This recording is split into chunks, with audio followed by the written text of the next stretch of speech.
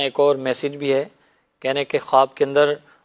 بہت زیادہ کیچڑ اور گندا پانی دیکھنا، اس کی کیا تعبیر ہے؟ پوری خبر کی، آزمائش کی، مشکل کی یہ دلیل ہوتی ہے، صحیح، کاموں میں دشواری کی علامت ہوتی ہے۔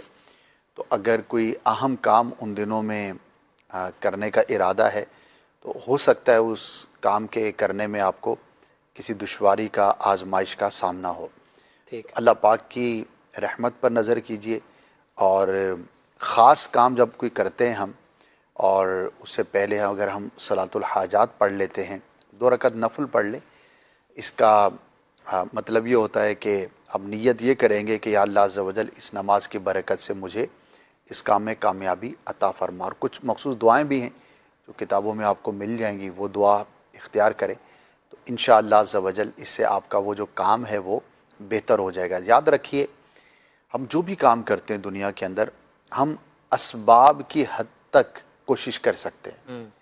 اس سے آگے ہم نہیں جا سکتے۔ بعض اوقات اسباب ہمارے حق میں ہوتے ہیں، بعض اوقات نہیں ہوتے، اور بعض اوقات اسباب مہیا نہیں ہوتے۔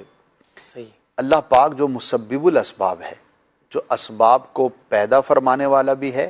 اور ہمارے لیے اویلیبل کرنے والا بھی ہے، یعنی کہ دنیا میں اسباب موجود ہیں لیکن ہماری رسائی نہیں ہے، تو کون ہمیں وہاں تک پہنچائے گا؟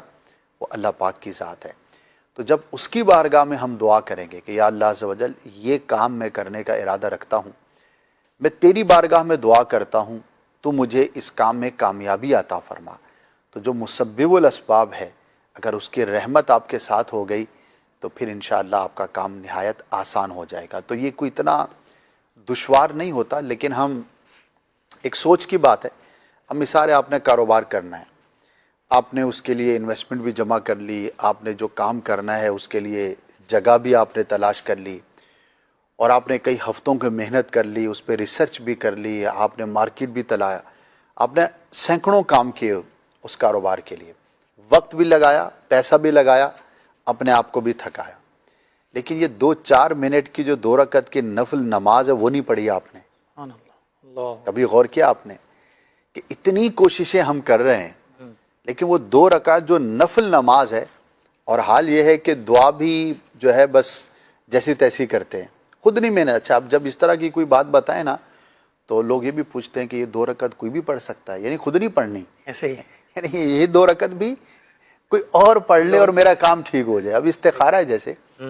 اب استخارے کا جو روایتوں میں جو ذکر ہے وہ 2 رکعت نماز پڑھنی ہے، اور پھر چند دن تک جو ہے وہ خواب میں آپ نے علامتیں دیکھنی ہیں، جی جی، تو اب یہ خود نہیں کرنا، ایسے ہی، حالانکہ خود کرنا چاہیے۔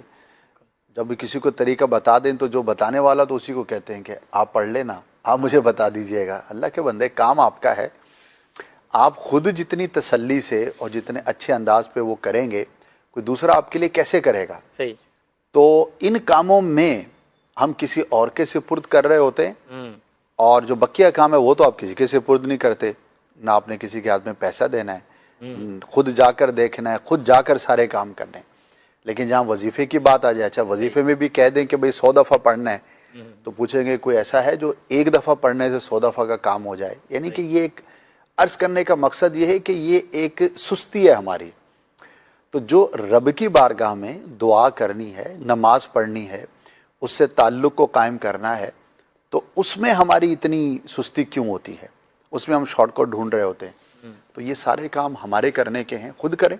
انشاءاللہ عز و جل آپ کے کام بھی بہتر ہوں گے، اور اللہ کی رحمت سے آپ کی مشکلات بھی